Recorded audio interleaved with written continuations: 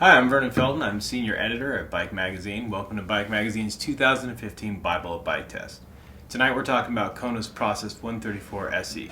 Now, the Process 134 SE isn't exactly a women's-specific bike. In fact, Kona doesn't list it as that at all.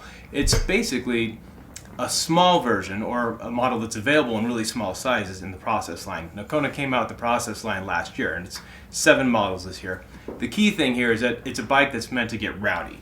This is a trail bike. It's got about 5.5 inches of travel, 144, 134 in the back, but it's capable of a lot more than the sheer travel would suggest. The question is, what did our riders think about it? Yeah, what did you guys think of the bike? I loved it. I think I tail whipped for the first time ever on this thing. That's not verified, but it felt like. Because it made you feel like getting in there and getting her? It was really fun. Like you were saying, I mean, I just felt like it was really nimble on the descents, and it was, I think it's such a good, the package they put together is such a great value, and I just like the whole approach to this process, and kind of making more of a unisex bike versus like women's specific. Right. Let's make this something that, small riders will fit. Exactly, and guys can buy this bike. The whole point is that a lot of women-specific bikes, they're really trying to get bikes that fit smaller riders, which there are a lot of smaller female riders, and so anyone can ride this bike. It's really, the cool thing is that small people can. Yeah. I think it's really thoughtfully spec'd. It's got a great seat dropper post. It's the SRAM 1x. Yeah, it's got a SRAM X1 1x, which is, a great kit. And for the price point, I think it's a really, really capable bike. It's the sort of bike I could imagine if I was new to mountain biking, falling in love with mountain biking aboard. Yeah. No, the parts are outstanding. It's $4,000 for the bike. It comes with the RockShox Revelation fork, Monarch rear shock. It does have some things, again, that are really thoughtful.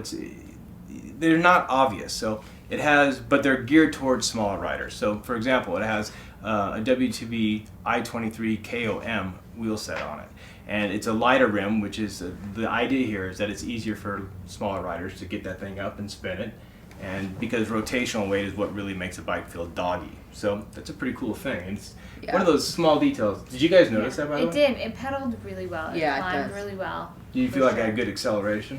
Definitely. Yeah, and one of the other cool things is it came with a 30-tooth ring. So we've been riding a lot of 1x, which again is a single ring drivetrain.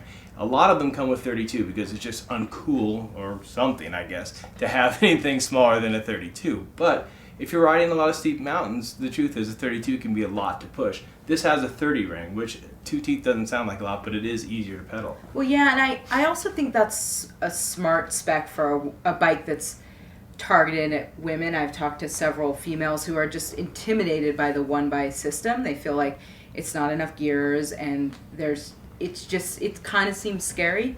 So I think having that 30-tooth chain ring in the front, maybe, if somebody's riding that for the first time, it will even help them realize even more so that, oh yeah, I can pedal this bike up. Well, and I actually really like that this isn't really a women-specific bike. I like the idea of marketing it just towards small people, you know?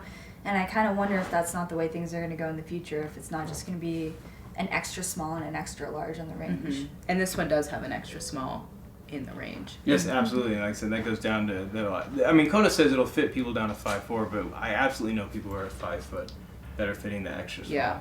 Man, I had a lot of fun on it because I just manhandled it. It's a bike that if you are aggressive with it, it totally puts up with it. Yeah. Which I actually was surprised by because, when you first get aboard, it feels a little short and you think it's going to wimp out. But it totally did great. And then I was like, wow, this would actually maybe be a bike that you could push a little bit.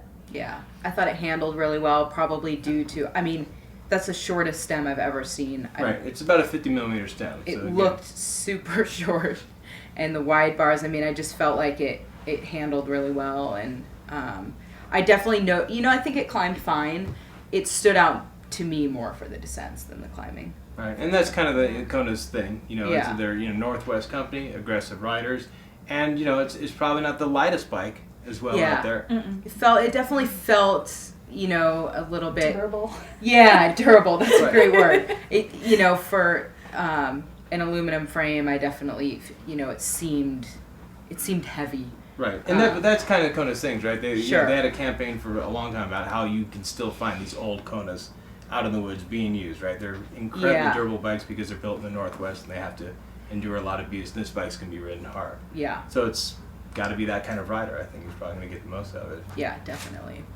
Well, there you have it. If you want to hear more about the bike, go to bikemag.com and check out some more of our videos, or check out a full review of this bike in our upcoming issue, the Bible Bike Test.